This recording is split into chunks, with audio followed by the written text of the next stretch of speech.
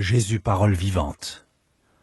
Il est le créateur de la Genèse, le libérateur de l'Exode, le grand prêtre dans le Lévitique, l'espion courageux des nombres et le grand pédagogue dans le Deutéronome.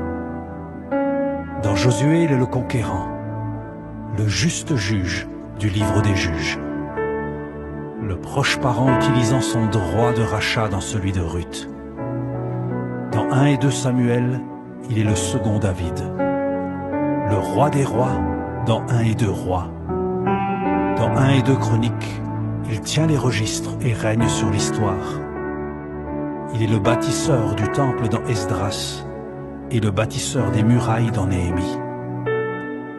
Dans Esther, il est le roi qui sauve son peuple.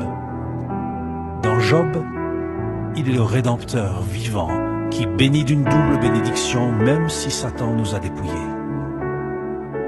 Il est l'objet de toutes nos louanges dans les psaumes et la sagesse dans les proverbes. Il est le grand penseur de l'Ecclésiaste, l'amour de nos vies dans le Cantique des Cantiques. Dans Ésaïe, Jésus est le roi le plus haut. La gouvernance repose sur son épaule. Il est aussi le serviteur souffrant, méprisé, se chargeant de nos péchés.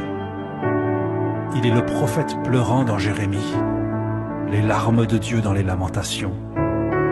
Dans Ézéchiel, il envoie son esprit sur les ossements desséchés qui reviennent à la vie. Dans Daniel, il est le 4e homme dans la fournaise et la pierre surnaturelle qui détruit les fondations des royaumes de ce monde. Dans Osée, il est le mari fidèle au cœur brisé.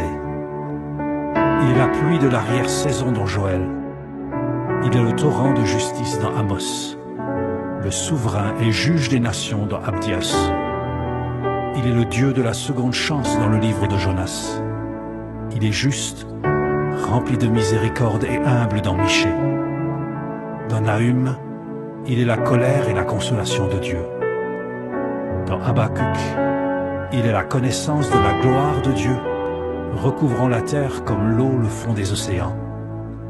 Dans Zophonie, il chante et danse de joie pour nous. Il est la gloire manifestée avec puissance dans Agé.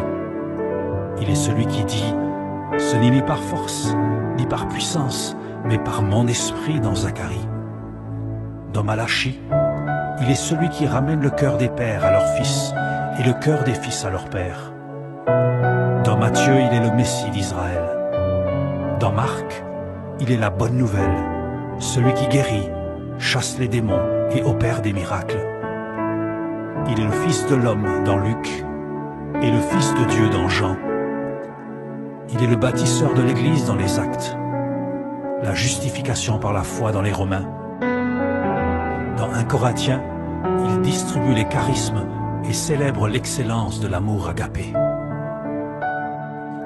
Dans 2 Corinthiens, il est le véritable apôtre, payant le prix pour l'annonce de l'Évangile. Dans les Galates, il est le fruit de l'Esprit, celui en qui il n'y a ni juif, ni grec, ni esclave, ni libre, ni homme, ni femme. Dans Éphésiens, il équipe son Église des ministères et nous revêt de l'armure de Dieu. Dans Philippiens, il est le serviteur qui a quitté la gloire du Père pour revêtir notre humanité.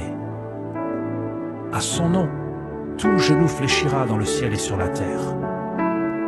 Dans les Colossiens, il est celui qui nous a délivrés de la puissance des ténèbres pour nous transporter dans son royaume.